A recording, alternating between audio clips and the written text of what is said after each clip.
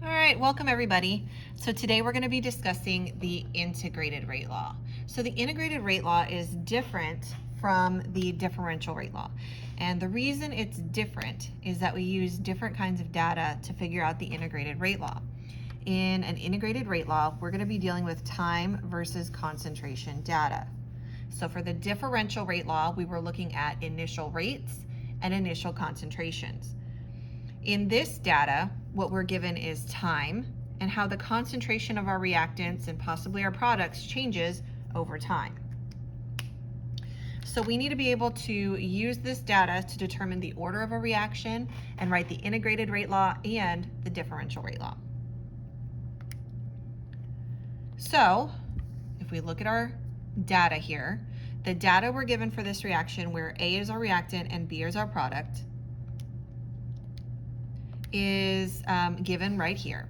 Now, the thing is, we're not going to be looking at the concentration of the product. And the reason we're not going to be looking at the concentration of the product, we're only going to use the data for the concentration of the reactant, is because rate laws are written and determined by looking at the concentration of reactants. Okay, so that's just how we write rate laws. So we're not going to be looking at the concentration of the product at all when we're making this determination. Okay, so step one, we are going to have to graph time on our x-axis and concentration of our reactant on our y-axis. The easiest way to do this is in a graphing calculator. So here I have my graphing calculator. I have a TI-84. In order to graph something, I'm going to go to the stat button and I'm going to click edit. Now I already programmed this in here, but in list one, what I did was I entered in all of my time values. So 0, 1, 2, 3, 4, 5. That's been entered into list one, which will become my set of X values. And then I went ahead and programmed in concentration for list two, which will become my Y values. So what we're going to do, first, I'm going to quit here and show you what buttons to push to make this work. So what I want you guys to do is hit the second button and then catalog. And that's going to bring up a whole bunch of functions that your calculator can do. And then what you can do is you can actually scroll all the way down until you get to diagnostic on. So what I want you to do is scroll down here, and when you see diagnostic on, make sure that that arrow is next to it, and then I want you to hit enter to make sure that it's on. So when it says done, that means diagnostic is on. That's an important tool that we can use in the TI-84 because it's going to tell me how linear my data is. Okay, so once that's done, I can go back to my stat button and I'm going to hit calculate. So I'm going to scroll over with the arrow and highlight calculate and hit enter. And then I'm going to scroll down to linear regression, which is function 4. Now for my X list, I want to use list 1 because those were my time values and that needs to be X. And then for Y, I'm actually going to use list 2. So I just did second 2 and that changed it from list whatever it was to list 2.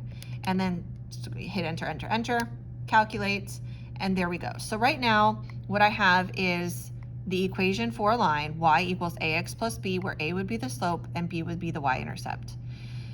And what you'll see here that's new are r and r squared values. So these values actually tell us how close to being a straight line this data is.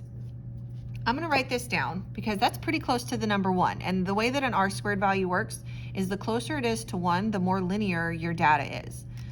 And so this is kind of linear. It's 0.9944. I'm going to leave 4 significant figures here. That's pretty linear. So if this graph is the most linear, which it's pretty linear, right? Then the reaction is going to be 0 order or 0th order. That's a thing, you know, like first, second, third. 0th is a thing with respect to A. And if that's true, here's what our integrated rate law is going to look like. Since we're dealing with lines, it's going to look like the equation for a line.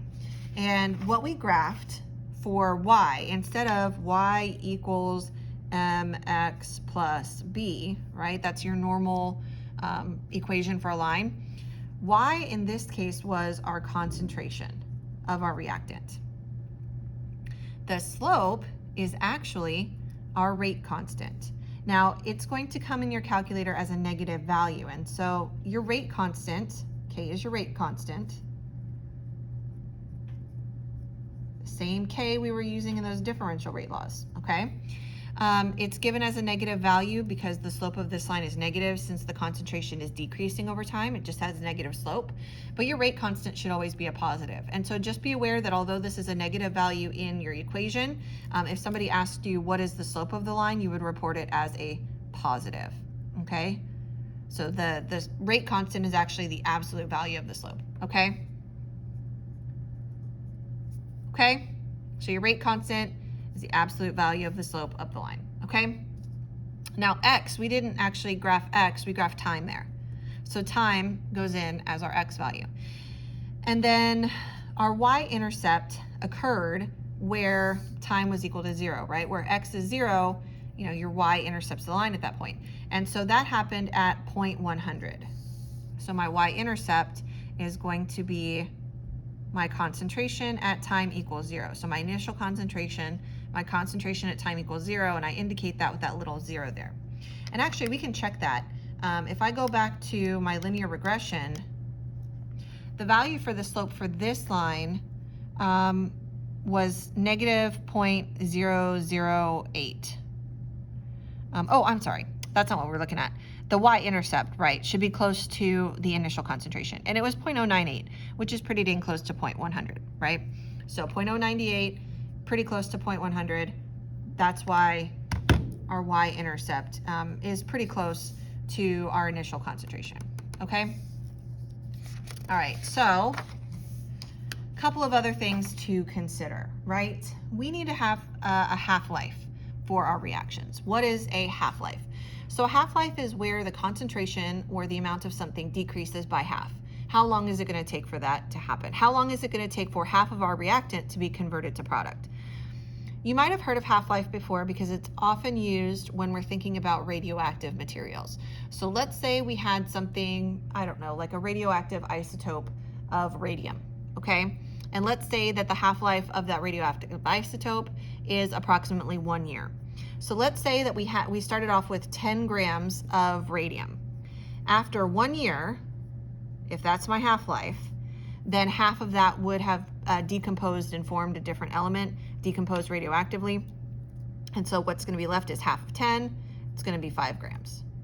And then after 1 more year, if that's my half-life, then it goes from 5 grams, it gets cut in half again, down to 2.5 grams. And then in another year, it gets cut in half again, and it goes down to 1.25 grams. And so again and again and again, it just decreases by half every time, and so that's why we call it a half-life. If I wanted to calculate how long it was going to take for a zero-order reaction for the reactant to be used up by 1/2, if I want to know the half-life of a zero-order reaction, then what I need to do is take my initial concentration at time equals 0, so my starting concentration, and divide it by 2 times the slope, aka the rate constant. And so that's going to give me my half-life. That'll tell me how long, how much time it will take for my concentration to decrease by 1/2. We can also do something else. We can actually write a differential rate law.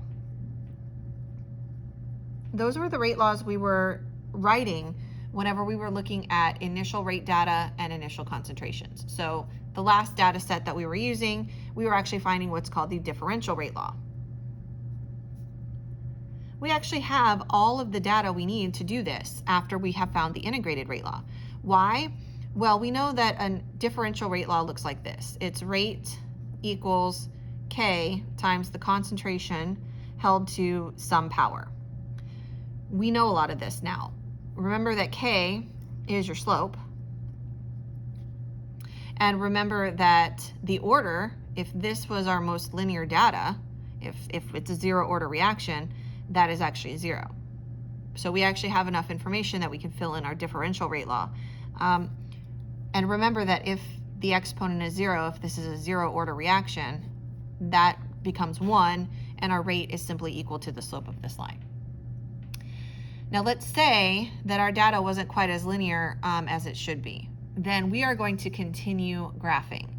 What we're going to do is we're going to graph again. This time we're going to graph time as our x value, and we're going to graph the natural log of concentration as our y value.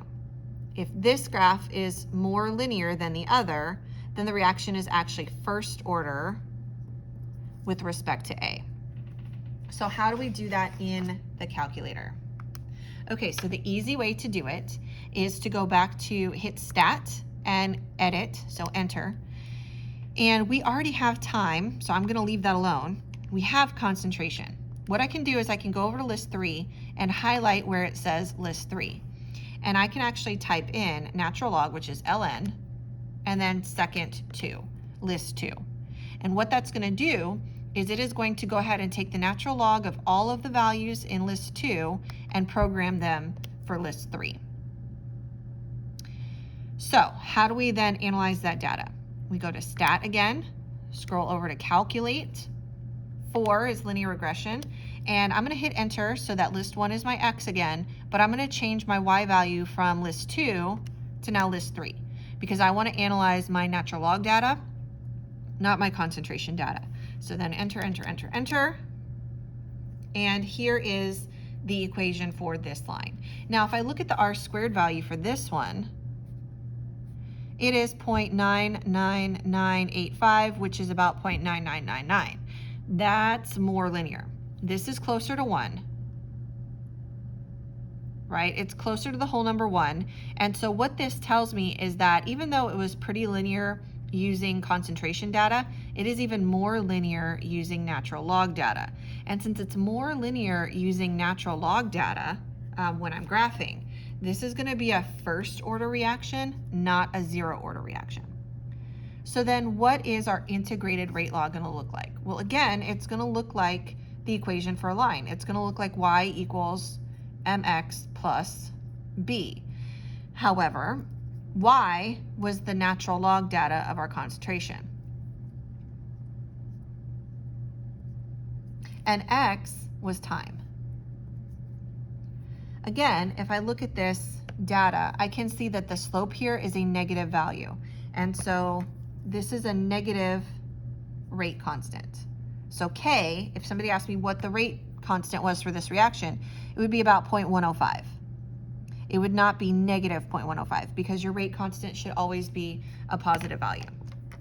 And then our y-intercept should be really close to the natural log of our initial concentration, our concentration at time equals 0. And so in this data, my y-intercept was given as negative 2.30. If I go back to my data, the natural log of, again, my concentration was 0.1, and we did natural logs in this column, was negative 2.3. So that is extremely, extremely close. So this would be my integrated rate law for a first order reaction. My differential rate law